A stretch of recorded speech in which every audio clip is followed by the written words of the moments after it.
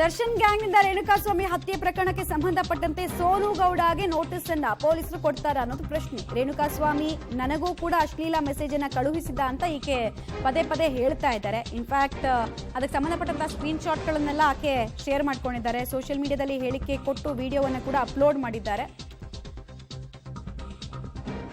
Gautam KS ಅನ್ನುವಂತಹ account, ಈ account ಬಗ್ಗೆ ಅನೇಕರು ಈಗಾಗಲೇ ಪ್ರಶ್ನೆಗಳನ್ನು ಎತ್ತಿದ್ದಾರೆ. ಗೌತಮ್ ಕೆಎಸ್ ಅನ್ನುವಂತಹ ಅಕೌಂಟಿಂದ ನನಗೂ ಕೂಡ ತೀರಾ ಅಶ್ಲೀಲವಾಗಿ ಮೆಸೇಜ್ ಬಂದಿತ್ತು, ವಿಡಿಯೋ ಬಂದಿತ್ತು ಅಂತೆಲ್ಲ ಈಕೆ ಹೇಳಿದ್ದಾರೆ. ಸೋನುಗೌಡ ಹೇಳಿಕೆಯನ್ನ ಕೂಡ ದಾಖಲು ಮಾಡ್ಕೊಳ್ಳೋದಕ್ಕೆ ಮುಂದಾಗ್ತಾರೆ ಪೊಲೀಸರು. ರೇಣುಕಾಸ್ವಾಮಿ ಕುರಿತು ಮಾಹಿತಿಯನ್ನ ಪೊಲೀಸರು ಕಲೆ ಹಾಕ್ತಾ ಇದ್ದಾರೆ. ಡೀಟೇಲ್ಸ್ ಕೊಡ್ತಾರೆ ನಾಗೇಶ್.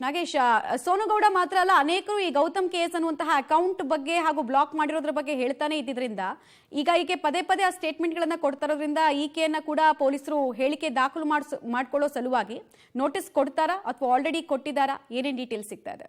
ಮಮತಾ, ರೇಣುಕಾಸ್ವಾಮಿ ಕೊಲೆ ಆದಮೇಲೆ ದರ್ಶನ್ ಅಂಡ್ ಗ್ಯಾಂಗ್ ಬಂಧನವಾಗುತ್ತೆ. ಬಂಧನವಾಗಿ ಅವರೆಲ್ಲರೂ ಕೂಡ ಸುಮಾರು 15 ದಿನಗಳ ಕಾಲ ತನಿಖೆಯನ್ನು ಎದುರಿಸಿ ಜೈಲು ಪಾಲಾಗಿದ್ದಾರೆ. ಅದಾದ ಬಳಿಕ ಒಂದು ಟ್ರೆಂಡ್ ಸ್ಟಾರ್ಟ್ ಆಗಿರುವಂಥದ್ದು, ಈ GK ಗೌತಮ್ ಅನ್ನುವಂಥ ಒಂದು ಅಕೌಂಟ್ನಿಂದ ನಮಗೂ ಕೂಡ ಮೆಸೇಜ್ ಮಾಡ್ತಿದ್ದ ಅಶ್ಲೀಲ ಮೆಸೇಜ್ಗಳು ಅನ್ನುವಂಥ ಒಂದು ಸಂದೇಶಗಳನ್ನು ಶೇರ್ ಮಾಡುವ ಕೆಲಸವನ್ನು ಹಲವು ನಟಿಯರು ಮಾಡ್ತಿರುವಂಥದ್ರಿಂದ ಇತ್ತೀಚೆಗೆ ಸೋನು ಶ್ರೀನಿವಾಸ್ ಗೌಡ ಅವರು ಕೂಡ ಭಾಳ ಸ್ಪಷ್ಟವಾಗಿ ವಿಡಿಯೋ ಮಾಡಿ ತನಗೆ ಮಾಡಿರುವಂಥ ಚಾಟ್ಗಳನ್ನು ಶೇರ್ ಮಾಡಿಕೊಂಡು ಮಾಹಿತಿಯನ್ನು ಹಂಚಿಕೊಂಡಿದ್ರು.